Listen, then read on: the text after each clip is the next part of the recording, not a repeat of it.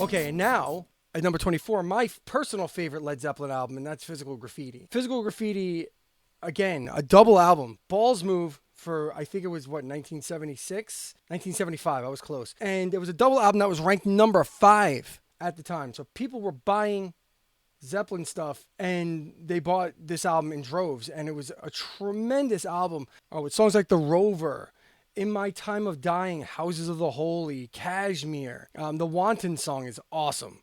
Boogie with Stu is great. This is just such an incredible album from start to finish. Just, what is it like?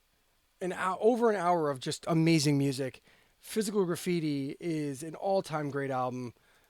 One of my all-time favorites, and definitely deserves to be in the S tier of this list, without question.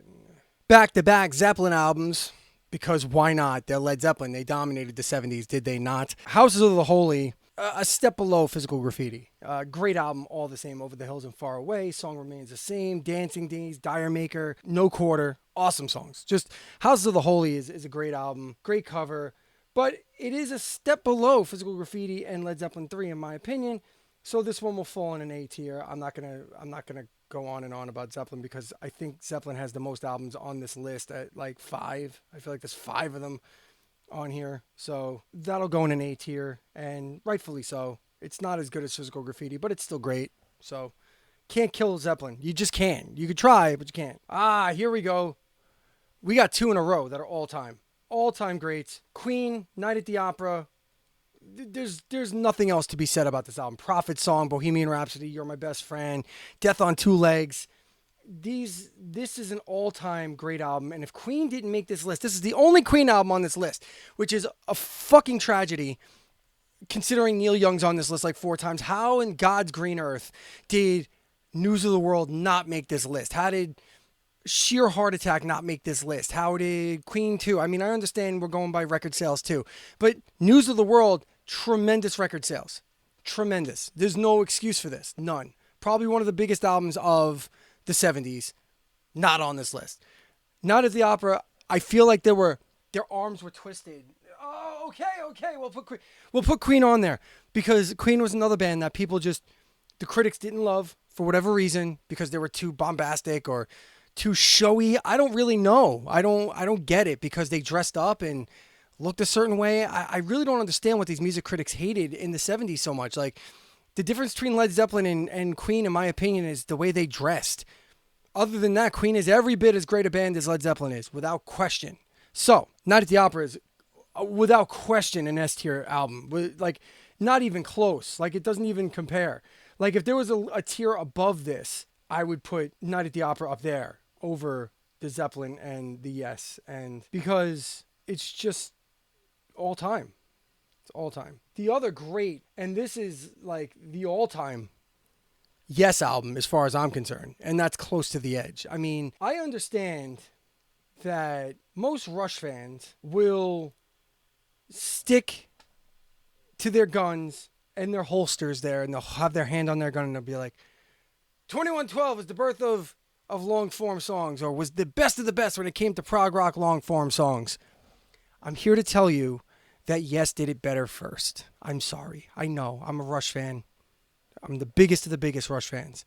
But Close to the Edge was in my opinion, pinnacle of long form prog rock masterpiece songs. And Geddy Lee himself has said that Chris Squire was one of his bass heroes. So there you go. Heavily influenced by Yes, was Rush, and this song probably was a major part of it. Close to the Edge is an all-time great. 4 songs flat, and it's one of the best albums there is. Close to the Edge and You and I'm sorry, 3 songs. 3 songs is all it took. 3 songs and 40 minutes of music. 3 songs, 40 minutes of music.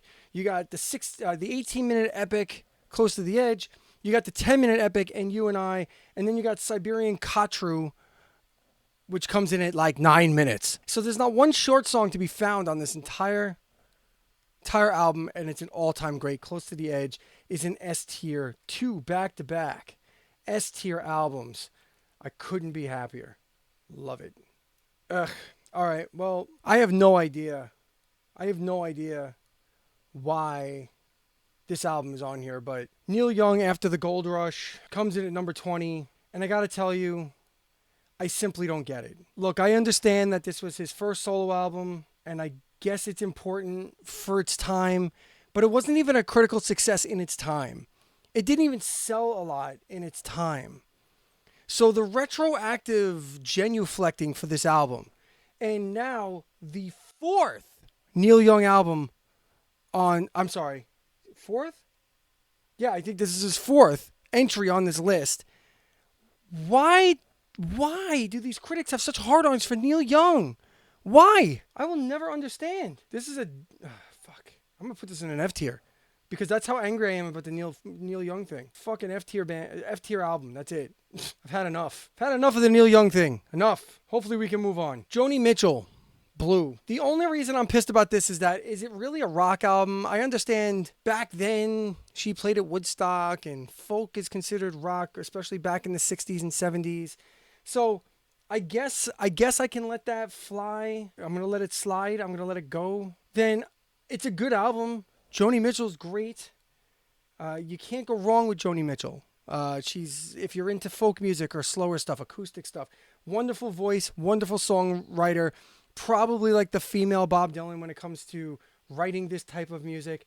I don't have any stake in Joni Mitchell, whether she's good, bad, or otherwise. So I'm going to put this in a C tier because C tier seems to be the albums that I'm relegating to not hating, have a lot of respect for, and have listened to and enjoyed them on some level at least 5 times in my life.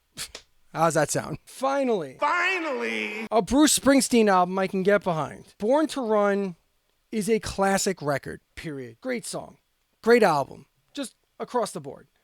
You can't go wrong with Bruce Springsteen's Baby We Were Born to Run and ripping his throat out forever. Like, I don't know how he rips his throat out forever like that, but he does it. And it works for him. Baby, we were born to run. I'm going to put it on a B tier. I'm going to put it ahead of the other album, the other Springsteen selection on this list, which was Darkness on the Edge of Town. And I'm going to put this on a B tier because it is a classic album. And I have enjoyed it on more than 5 occasions. I've really, really liked Born to Run. I've often done it in karaoke because I like doing the Springsteen impression, although it makes me have to drink water. So I can have my voice back. Oh, that was vodka. Sorry. No, just kidding.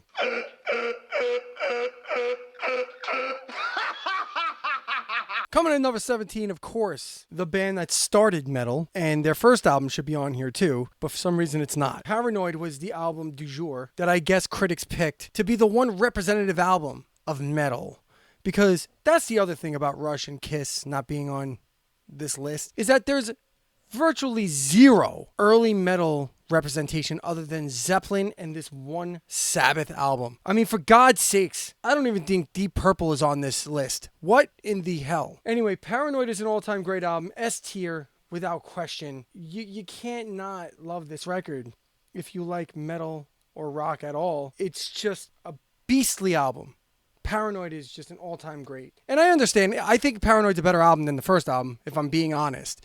But I think the first album deserves its place amongst the greatest rock albums of the 70s. Give me a break. Next one is Sticky Fingers, Rolling Stones. And again, this goes back, I'll give credit to the wife on this one. This goes back to, I always had respect for the Rolling Stones. I think everything they've done since 1982 has been largely dreck and horrific. But the 1971 classic Sticky Fingers, which has one of my all-time favorite songs, which is aged incredibly poorly, Brown Sugar on it. But but it's a great album anyway, even though that song is wildly inappropriate these days, but whatever. Sticky Fingers is an incredible, incredible album. Iconic cover. I'm going to put it in the A tier, actually, due to the fact that I can't listen to it very often because my favorite song is Brown Sugar, and it's wildly inappropriate for 2024. So David Bowie's Low is an interesting album. One that I particularly like a lot, but at the same time, it's very, very different than anything he had done before. He was, the personal stories that I had read about this one, he was dealing with getting out of the drug scene and dealing with his substance abuse problems and mental health issues and whatnot. And So in keeping with that, he did not create a persona for the album. It was just Bowie. And even though it's not incredibly like grim, it does experiment with a lot of with a lot of electronic sounds and whatnot. Like so, it's an interesting listen. It's not the most pleasant or upbeat Bowie album, but at the same time, it's also very introspective and a good listen. And I believe that this album belongs in the A tier, along with the Rolling Stones' Sticky Fingers for different reasons. I find this album to be a good think piece, a good piece to kind of just relax and hang out to. And I don't know, if you're in a certain headspace where you're struggling with something or whatever, this would be a good place to do that, because like it'd be a good album to listen to, because it definitely has that. Unless you're someone who, I don't know, gets down easily, then maybe don't do that. But if you're someone who uses music therapeutically like I do, then you might be better off. I tend to enjoy sad and slow music when I'm, well, sad and slow. So here's another one that perplexes me, although I think it belongs to be on this list, and that would be Television, Marquee Moon. This was an album that it was almost like second wave New York punk. It continued on what the Ramones and Velvet Underground and artists like that were doing, Patti Smith and whatnot. It's just that like it wasn't, I don't know, it was critically acclaimed and it was very hailed in New York, but it didn't have like a worldwide type of thing like the Ramones did or like the Sex Pistols did. And it perplexes me on this list because, first off, it's very highly ranked. It's number 14 on this list of the greatest rock albums of the 70s. And again, no Rush, no Kiss, no Journey, no Cheap Trick. I mean, it's absurd. It's absurd that this album would rank as high as that and none of these other albums or artists even make an appearance. And it ranks over some Zeppelin albums and Pink Floyd albums. That's absurd. Now, I understand we're trying to make an interesting list, and I'm sure that we could put the entirety of the Led Zeppelin discography, 1 through however many albums, right? And it depends who the fan is, and it depends who's writing the list, right? There's no scientific way of putting this together, because there's no way that Television sold as many records as any of these bands, and there's no way, even with all the critical acclaim in the world, you can't, like, there's no numeric metric to quantify how critics ranked. So obviously this is in the eye of the beholder, and that's fine. So for my purposes, I listen to Television. I think Television's fine. I think you know where this is going to go. This is a C tier album because, again, I have no stake in it. I have no interest in it. I have no, like, I don't dislike the album. I don't love the album. I think it's okay. And that's what C tier is. Mediocre. Okay. That's what it is. So there you go. So the album that preceded Ziggy Stardust was the album that actually started David Bowie's trajectory towards fame, and that was Hunky Dory. What a fucking great album this is. You're talking about songs like Changes, Life on Mars, Queen Bitch is on here. This album came out only 6 months before Ziggy Stardust and absolutely launched David Bowie on his way to becoming a glam rock, pop rock icon that he was. And this album deserves all the praise that it gets. Hunky Dory is a tremendous, tremendous record. Full on A tier for me. It doesn't make my all-time favorites because David Bowie's not one of my all-time favorite artists, but this album certainly is something that's been in my ears my entire life, and it deserves to be in an A tier. It's a wonderful, wonderful album. I mean, if you're going to search for an all-time great Rolling Stones record, Exile on Main Street has to be it, and that's what comes in here on this list at number 12. And you're talking about over an hour of just amazing music, really good stuff. I know a lot of people are either the Beatles or the Rolling Stones. I've turned into both, actually. I used to be almost strictly the Beatles because of their sense of melody and harmony and just song structure in general.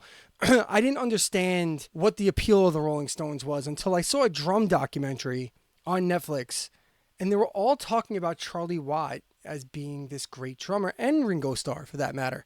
And I didn't get it because to me it's very basic. But then when you really take into consideration what drumming's about and being like in the pocket, hitting a certain groove and hitting it a certain way, some guys have a groove that cannot be duplicated. You can play the notes, but it's just not the same feel. Charlie Watt's got the same type of thing. And the Rolling Stones as a whole have a pocket presence and a groove and an attitude about them that can't be denied. And on this album, this is probably their most creative album as a whole. It's got, I believe it was a double album. It's got an hour and 8 minutes. Yeah, roughly an hour and 7 minutes of music. Great songs like Tumbling Dice and Shake Your Hips and Rocks Off and Shine a Light's a great one. So many great songs on this one. Exile is an all-timer. Another A-tier album. Can't put it in the S tier as one of my favorites because it's not one that...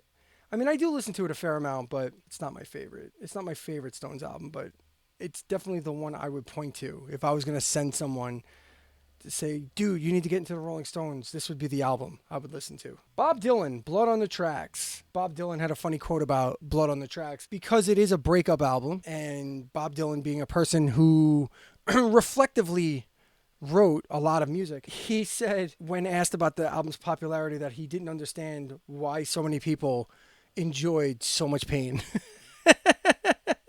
So I'm sure a lot of music artists out there have felt the same way. I'm sure there's been a certain amount of heartbreak in most people's songs because that's kind of how music started, wasn't it? Just to kind of, especially rock music, pop music. Pop music is, watch High Fidelity. John Cusack's character says it best. What came first, the music or the misery? People worry about kids playing with guns or watching violent videos. Some sort of culture of violence will take them over. Nobody worries about kids listening to thousands, literally thousands of songs about heartbreak, rejection, pain, misery, and loss. Did I listen to pop music because I was miserable? Or was I miserable because I listened to pop music? In life, you'll hear so much pain if you listen to just so much pop music, and it continues today. Taylor Swift is the goddess of pop music, and all she does is write about her pain. And that's okay. It's cathartic. It's what you do. And that's why we all love listening to it so much, because it's cathartic and it's what you do. So I put Bob Dylan in the C tier because, again, Bob Dylan's another one of those artists that I never listen to on my own. I don't consider myself a fan. I've heard many a song that I enjoy immensely, but at the same time, I've heard many a song that I can do without. So this album is no different. There's some songs on here that I really enjoy, but for the most part, I can do without Bob Dylan. C tier all the way.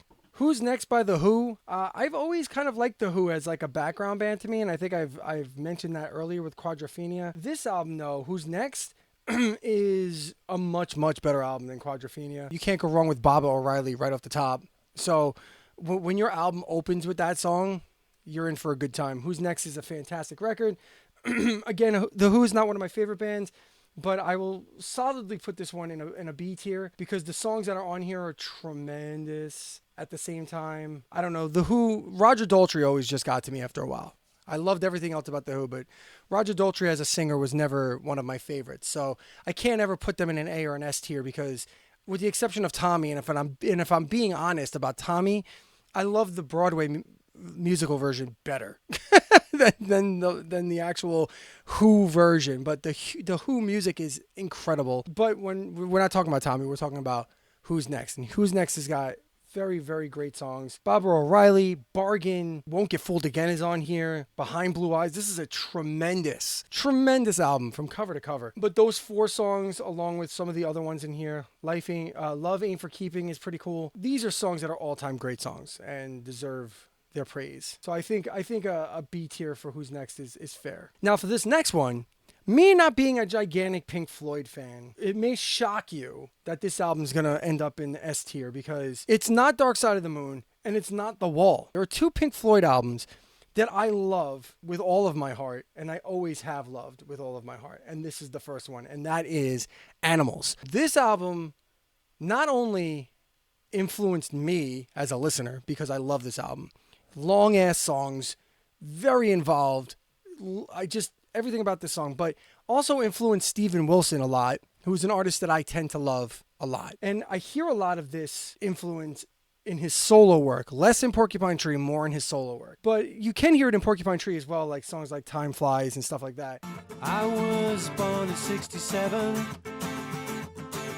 the year of Sgt. Pepper, and all you experienced. You can hear it the Pink Floyd, specifically the Animals influence. There's a song on Animals, I believe it's Dogs, that just so perfectly resemble a lot of what Steven Wilson did on The Raven Refused to Sing, that once I heard it, I was like, oh my God. And I'm like listening to my childhood. So we're going to put Pink Floyd's Animals in the S tier because that's where it belongs. Because it's one of my all-time favorite prog rock albums, period, without question.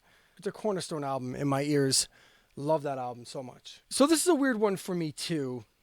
Not because I think it doesn't belong on this list, and not because I dislike it in any measure, because I actually like Joy Division a lot. And I like Unknown Pleasure. I think it's a great record. I don't know if it should have cracked the top 10 on the all-time greatest rock records of the 70s. And I definitely, again, I can't compare them to like saying, well, why isn't Rush or Kiss on here? Because there's only one Joy Division album on here, and rightfully so. I'm not sure it should have been in the top 10. That's all. I'm not sure it should have been number 8 on this list. But Joy Division goes in my B slot here, my B tier, because it's a very important record for the development of what we now call post-punk or whatever. It's got a lot of synths, and it's got a lot of, and it brought that stuff. This is a 1979 album, so it brought that stuff into the foreground for the 80s.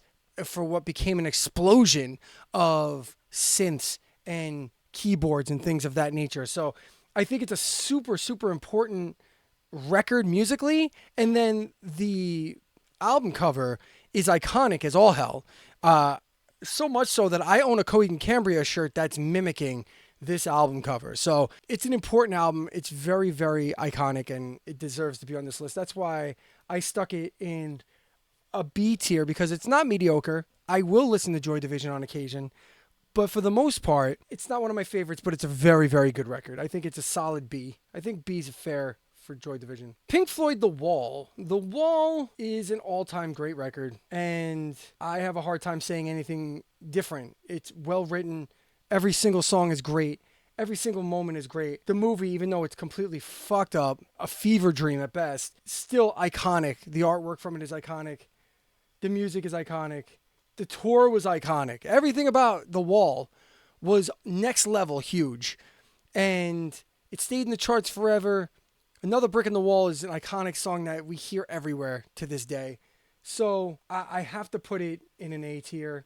I cannot put it in an S tier because it's not one of my all-time favorites. But it's a solid A. It's a solid A. Any rock fan worth his salt from the 70s that delves back into the 70s needs to listen to The Wall. It's such a great record. I mean, what else is there to say about Rumors, Fleetwood Mac at this point? The best story to come out of this is that you have your Taylor Swift right now who sings about her breakups with all these guys that have done her wrong. But who does it and makes their ex-boyfriends play the music you're singing when you're singing about them? Stevie Nicks and Chrissy McVie did. So there you go. But there's just hit after hit after hit. Wonderful melody after wonderful melody after wonderful melody. Wonderful harmony after wonderful harmony. Like, this entire album is perfection. Rumors is a perfect album. S tier all the way. There's no other thing there's nothing else that can be said about it. The Clash, London Calling. It has to be an S tier. And I know this is going to piss some people off. I do like it better than Sex Pistols. I do like them better than the Ramones. I do like them better than Patti Smith and all the rest.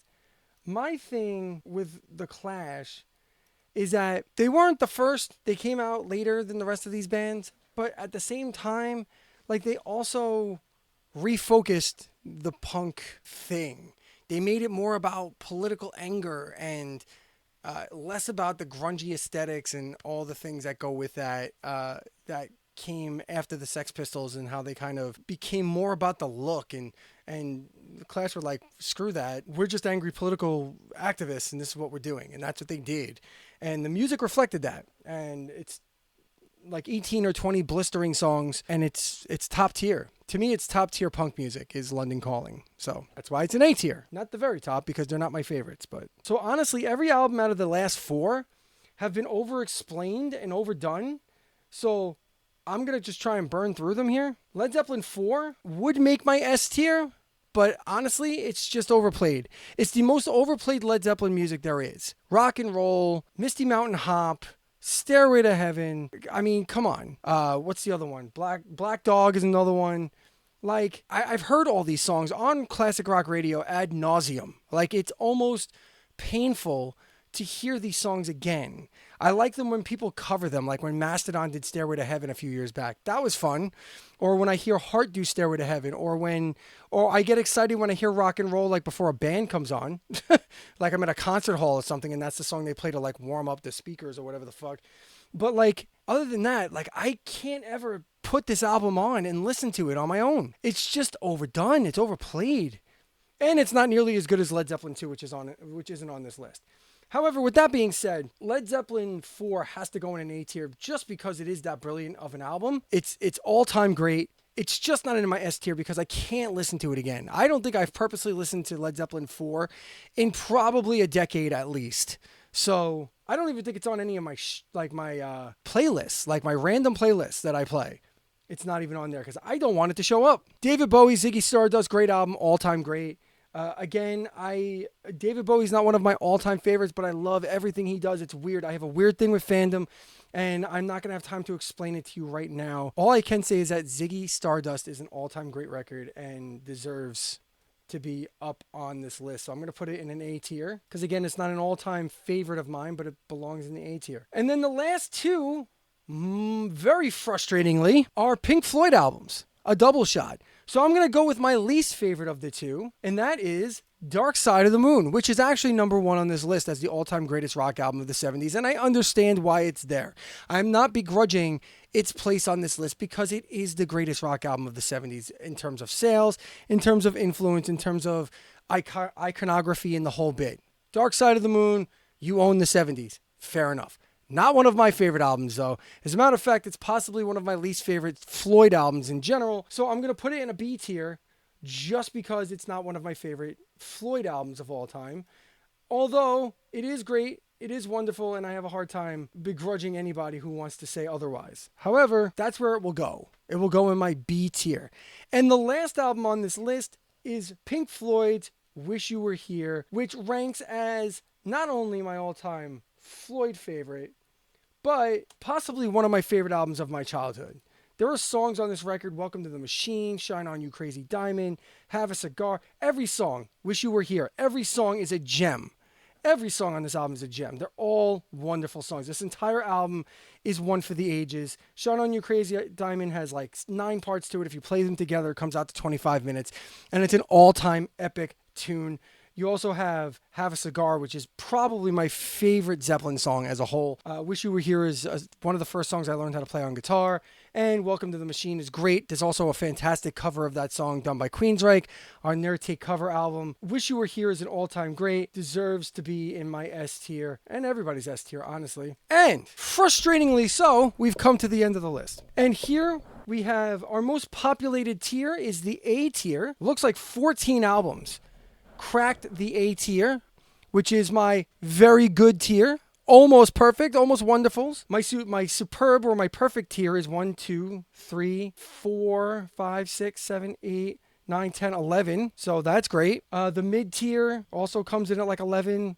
C tier, D tier, and F tier only have 5, but rightfully so. Steely Dan fucking belongs there. Well, maybe it's because Steely Dan gargles my balls. I don't give a fuck what anybody says. They're incredible. They really aren't good. Steely Dan and Neil Young's first album can definitely be in the F tier. Neil Young is in the D tier also, and the Stooges, and Van Morrison. So, yacht rock, Neil Young, and some, I don't know, random punk in the bottom 2 tiers there. So, what did you think of my list? What do you think of this tier list right here? Leave me comments, like and subscribe.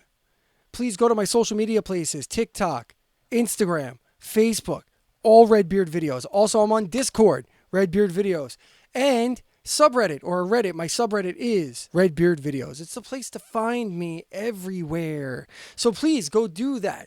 Leave me your tier list or things that you think I got woefully wrong. And if you have any ideas of tier lists that you'd like to hear me break down, please give me a list. Give me your personal list of your top, I don't know, let's go 10. I'll do 10. Do your top 10 of anything. And I will do a tier list based on your top 10, your personal top 10. And maybe once I start the Patreon list, we'll do more of that. As a member, you can submit lists and I will do them for you. Okay, so, but until then, thank you so much for being here, as I so much enjoy being here with you. And until next time, we will see you here on Redbeard Videos. Bye.